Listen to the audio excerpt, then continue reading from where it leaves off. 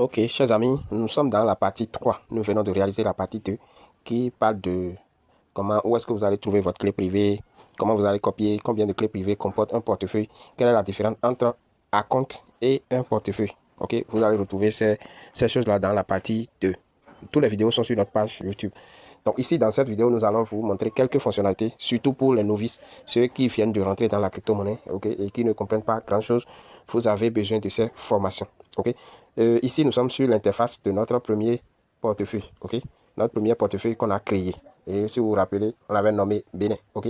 Donc ici, la première des choses que vous allez remarquer, quand on prend un portefeuille, vous avez les différentes parties, ok. Les trucs dont vous en avez besoin, généralement, c'est ici, envoyer. Vous avez besoin de envoyer.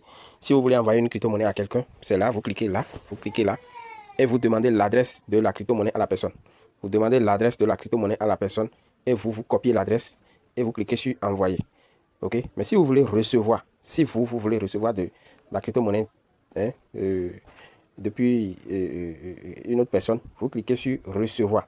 C'est-à-dire que si vous voulez par exemple me faire don d'une crypto-monnaie, moi je clique sur recevoir, ok, parce que je veux recevoir une crypto-monnaie d'une autre personne. Donc je clique sur recevoir, dès que je clique sur recevoir comme ça, ok, je vais atterrir ici, ok. Et si c'est Ethereum que je veux recevoir, je copie. Si c'est Bitcoin, je copie. Si c'est Solana, hein, Tron, ok, vous voyez non. Chaque crypto-monnaie a son adresse.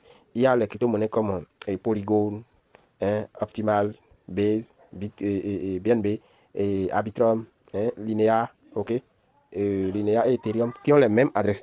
Ces crypto-monnaies-là ont les mêmes adresses, ok, mais le Bitcoin, son adresse, elle est différente. Ça commence par B, ok. Et Solana, son adresse, elle aussi, elle est différente, ok. Solana, son adresse aussi, elle est différente, ok.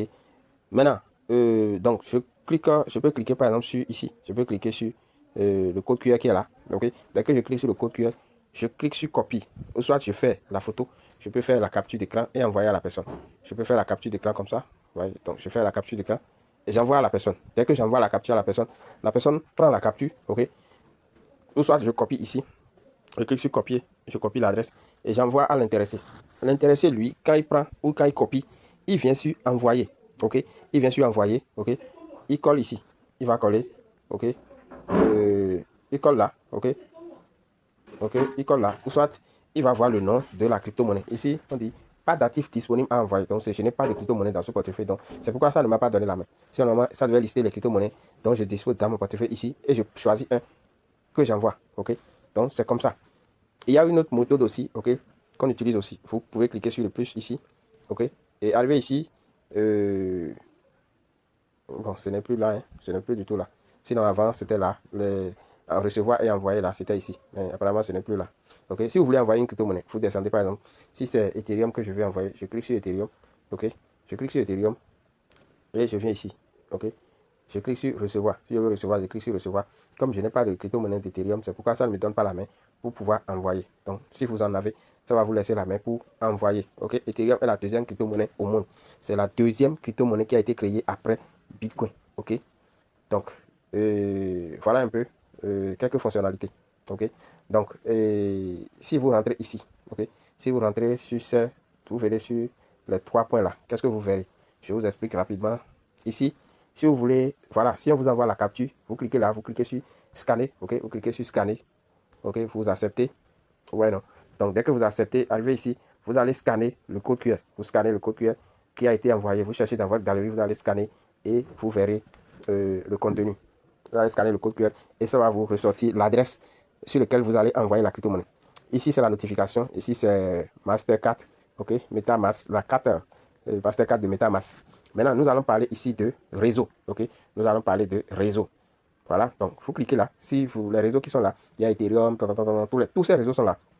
Ces réseaux-là sont directement intégrés déjà. Ok, maintenant, si vous avez besoin, par exemple, du réseau Avalanche, vous cliquez juste sur plus. Si vous avez besoin de tous ces réseaux-là, ok, je prends par exemple le réseau hein, Avalanche, je clique sur plus. Dès que je clique sur plus, ça va remonter ici. Donc, ça voudra dire que je vais voir Avalanche dans les réseaux ok, qui sont ajoutés dans le portefeuille. Maintenant, si vous voulez ajouter un réseau, je prends par exemple le réseau Core, il faut l'ajouter. Si vous ne l'ajoutez pas, vous n'allez pas voir ça directement dans le portefeuille. Ok. Donc, si vous voulez ajouter, vous cliquez sur ajouter. Vous cliquez sur ajouter. Et ici, je prends par exemple, nous allons utiliser le réseau de choses là. Nous allons ajouter des réseaux. Nous allons faire une vidéo spécialement pour ça. Il y a une vidéo qui est sur la chaîne vous renseigner chaque coordonnée. Ok, nous allons faire une vidéo pour le corps et pour Sidra. Ok, donc vous renseignez ces informations-là et vous cliquez sur enregistrer. Automatiquement, le réseau sera ajouté. Et si c'est ajouté et que vous avez le signe plus, vous cliquez sur plus pour l'envoyer ici. Là, ce sera disponible directement sur la page d'accueil. Ok, donc ici, il y a cette partie qu'on appelle paramètres. Ok, dès que vous venez ici, ok, vous avez général. Ok, on dit conversion des devises, Ok, primaire, langa et motel. Donc, c'est tout que vous avez juste besoin. Si vous voulez, ici, les devises qui sont là, ok, si vous voulez utiliser, si vous voulez changer de devise, vous venez là, vous allez changer de devise. Excusez-moi. Vous voyez, les devises, c'est le dollar, ok, le dollar, CFA et autres là. Vous changez, ok. Donc ici, on dit, vous voyez ici, quand vous voulez avoir les devises en fiat, c'est-à-dire en monnaie fiduciaire, les CFA, le NERA et autres là, vous cliquez ici, ça va changer, ok. Dès que ça change et que vous venez ici, vous aurez les devises, ok. Vous aurez vos devises et vous choisissez ce que vous voulez. Donc, on revient sur natif. Ici, il y a la langue, si vous voulez une langue anglaise ou bien autre langue, vous choisissez. Vous voyez, donc il y a les fonctionnalités là. Ok, donc je reviens ici, on dit sécurité et confidentialité. Vous cliquez sur sécurité et confidentialité ici. Dès que vous avez besoin de votre phrase de récupération, vous venez là. Les 12 mots ou 24 ou 18 mots là. C'est ici. Vous cliquez sur révélation, vous allez ne peut pas, oui, ne le fournit pas. Voilà, donc ici vous atterrissez là, vous mettez votre empreinte ou bien vous cliquez ici, vous verrez les 12 mots. Donc, vous remontez ici, on a le mot de passe, de votre MetaMask. Vous avez ça ici.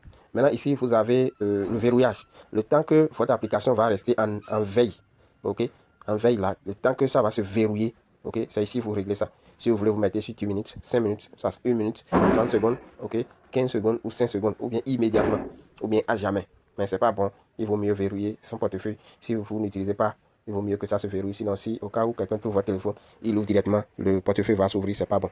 Donc, c'est aussi des mesures de sécurité. Donc, vous avez tous ces trucs-là que vous pouvez exploiter. Donc, voilà un peu ce que je souhaiterais vous montrer, chers amis.